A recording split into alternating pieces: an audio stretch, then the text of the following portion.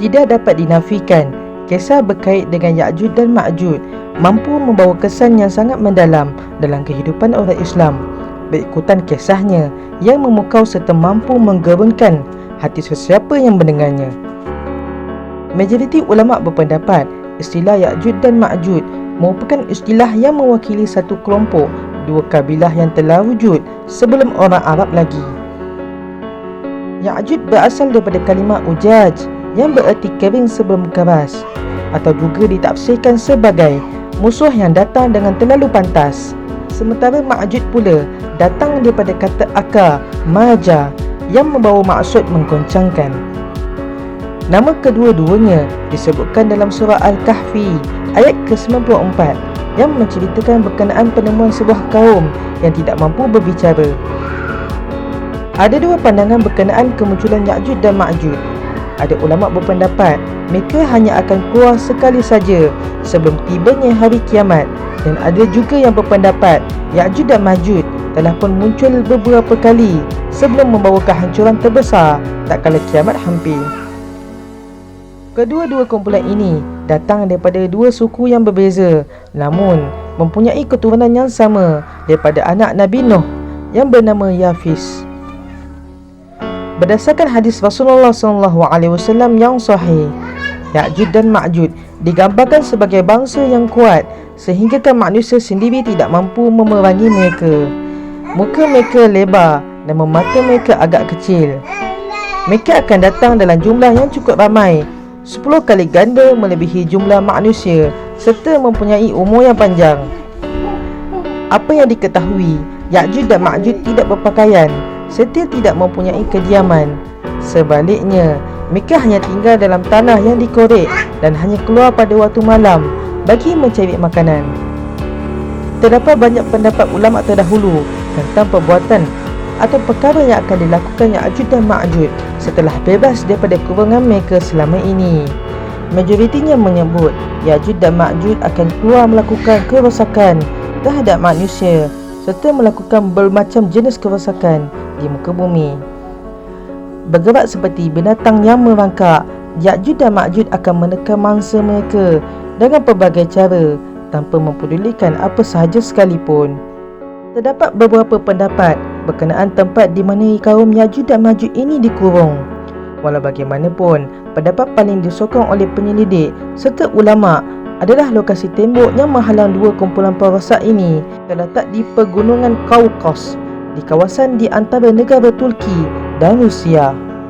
Terdapat sebuah gaung sepanjang 220 km yang kini menghubungkan Wadi Kafkaz di Rusia dan Tbilisi di Georgia. Mempunyai ciri-ciri yang paling dekat dengan apa yang digambarkan dalam kisah Zulkarnain dan dindingnya dalam Al-Quran. Berdasarkan kajian yang telah dijalankan serta penelitian bentuk muka bumi kawasan tersebut, Ya'juj dan Ma'juj dipercayai dikurung di sekitar kawasan itu yang kini digelarkan sebagai Gaung Darial atau Darial Gaush. Dalam satu hadis, Nabi SAW menyatakan bahawa setiap hari kerja sebahagian Ya'juj dan Ma'juj ialah menebuk tembok. Ketua mereka mengarahkan, apabila malam hampir tiba, baliklah dulu dan kerja menebuk disambung semula esok. Malangnya, apabila mereka datang keesokan hari, mereka dapati tembok yang ditebuk semalam itu ditampal semula seperti tiada tebukan. Itulah kerja Allah Subhanahu Wa Taala yang Maha mengetahui.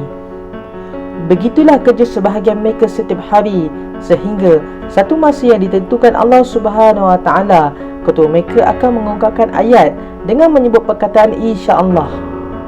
Baliklah, kamu esok kita sambung semula, insya-Allah tembok akan terbuka.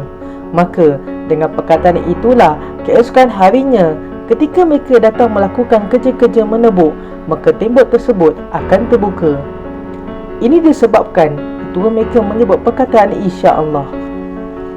Selain itu, tiada sesiapa yang mampu membunuh Ya'juj dan Ma'juj hatta Nabi Isa AS yang diturunkan ke bumi buat kali kedua pada waktu itu sendiri tidak mampu membunuhnya. Lalu Nabi Isa AS dan kaum muslimin yang bersama dengannya berdoa kepada Allah Subhanahu Wa Taala, dan Allah Subhanahu Wa Taala makbulkan doa mereka. Allah Subhanahu Wa Taala menghantar sejenis virus seperti dalam hidung unta dan menyerang setiap leher Ya'juj dan Ma'juj, dan mereka akhirnya mati sekaligus. Dikatakan banyaknya mayat mereka seperti bangkai belalang. Nabi Isa alaihissalam bersama kaum muslimin berdoa lagi kepada Allah Subhanahu Wa Taala supaya menyelesaikan masalah mayat manusia, yakni Ya'juj dan Ma'juj yang terlalu ramai. Lalu Allah Subhanahu Wa Taala menghantar sejenis burung besar dan mengangkat mayat Ya'juj dan Ma'juj dan manusia lain ke satu tempat yang cuma Allah Subhanahu Wa Taala sahaja yang Maha mengetahui. Tetapi sisa-sisa nanah masih lagi bau busuk. Mereka berdoa lagi kepada Allah Subhanahu Wa Taala supaya menghilangkan bau busuk tersebut.